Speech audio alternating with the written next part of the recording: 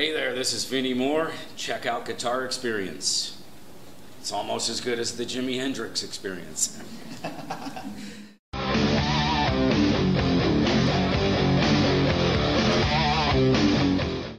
I was always into listening to music when I was a kid. Just loved music, and I don't know, from a very early age it moved me. I'd hear things and it made me sad or happy. Same thing, I'm sure, for everybody, music kind of touches you deeply inside somewhere, and it's hard to explain what it is, but it just does. It has the power to get deep inside your soul and take you somewhere. And I just was really into rock bands like Queen, Led Zeppelin, Deep Purple, and just decided one year I wanted a guitar for Christmas. I wanted to start playing. And I thought it was going to be way easier than it was. I thought I was going to pick it up and I'd be playing solos right away. And and then I picked it up and I realized, wow, this is going to take some time if I really want to learn this. But basically I started playing because I liked rock music and rock bands that were guitar oriented, like Ritchie Blackmore and Deep Purple, Brian May and Queen, Jimmy Page and Led Zeppelin, the Beatles. And soon after I started playing guitar, I heard the Jeff Beck Wired record. I think Jeff Beck was coming to town to play to Philadelphia, which was close to where I lived, and I heard his music in the ad on the radio, and I thought, I got to get his record. So I got the Wired record, and that changed my life forever. He was a huge influence on me. So it all kind of started like that. Okay. In the beginning, it was just guitar, I wanted to hear guitar. And then later I started listening to different things like John Coltrane and different instruments, and that inspired me a lot. Even though I didn't really work out the parts note for note, of course, it would be impossible, most of it. But just hearing things, outside of the guitar opened up new dimensions. I went through a period where I listened to a little classical style guitar, but mainly I listened to classical music like Bach and Beethoven and stuff like that. And that was really because of Ritchie Blackmore. I was reading a Ritchie Blackmore interview, and he said he was into Beethoven and Bach, and I thought, well, if Ritchie's listening to this stuff, I have to check it out too. Yeah. So that's why I originally got into classical music.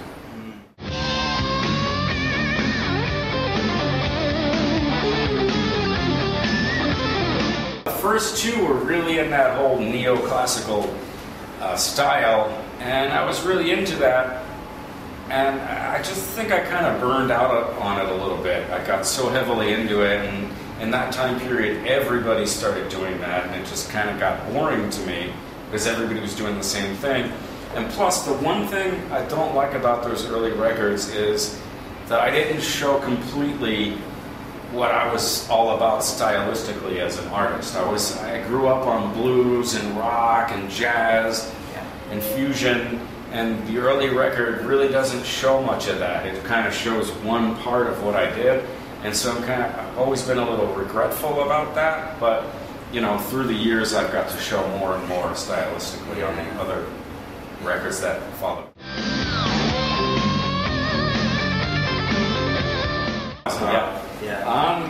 I started working with Dean about 3 or 4 years ago, and I had some conversations with him on the phone, and based on those conversations, they kind of put together a guitar for me, a prototype. It wasn't painted or anything, and I went down to their factory in Florida, Tampa, Florida, picked up the guitar. It felt really great. It was like 90% there. I can't believe they got that close on the first try. And then we spent a couple of months after that just fine-tuning the small things, like contours. Like I remember being there and going, well, I need more of a cutaway so my palm can fit. And they took it down to the wood shop, came back 10 minutes later with a deeper curve. And then the back of the heel of the guitar was kind of flat, and I told them it was hitting my hand too much. So again, they took it away and carved out some wood and made an angle. And then we spent a lot of time dealing with where the tone and the volume controls were going to be, changing the neck just a little bit, and just small things. And I really like the guitar. It's really comfortable, and I have maybe 5 or 6 of them, and I can bring any of those out on the road or record with anyone. If you put a blindfold on and I felt it, it would pretty much feel like the same guitar. So there's consistency, and that's what I was really after. You know, I've always been the kind of guy who got attached to one guitar and only played that one guitar, because if I played something else, it didn't feel right, it didn't feel the same. And with the Dean, because there's the consistency, everyone feels, you know, I pick one off the shelf at a music store, I pick up my red one or my blue one, and they all feel the same. That's important to me. Yes. I'm still trying to figure that one out, actually. I don't know how it happens. Mostly it happens with me sitting around with a guitar and some idea just comes to me, or I just play something and I go, hey, wait a minute, that's inspiring me. Everything happens by accident almost. If I sit down with a guitar and say, okay, I'm going to write a song now, it just never is inspiring that way. It never really happens that way. It has to happen almost by accident without you being consciously aware of it.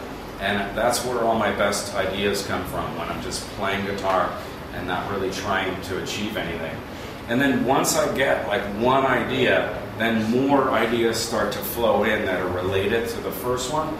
So then it kind of starts to build, and then once it's in my head, I can even put down the guitar and walk away. Sometimes I'll walk away, like get 20 feet away, and I'm hearing something else in my head, and then I've got to go back and pick up the guitar and record it onto my recorder so I don't forget. So yeah, it's like, with me, it's either feast or famine. There's either nothing at all, or all of a sudden there's a new barrage of ideas. And you know, I still, after all these years, don't really know where it comes from or how you do it. You know, somebody says, "How did you write this song?" or "Where did the ideas come from?" and I don't know. Yeah.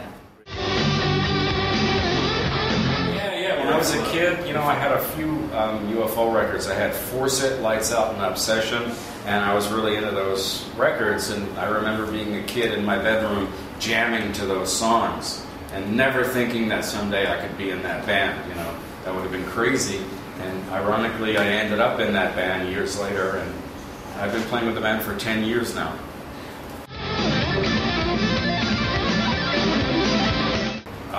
I just want to thank everyone for coming out for the UFO shows that I've just finished, and everyone in advance who's coming to the solo shows this coming week and to the clinic today.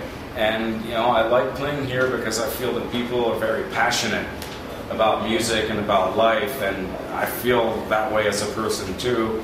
And it's just great to play for the fans when they are so excited and enthusiastic.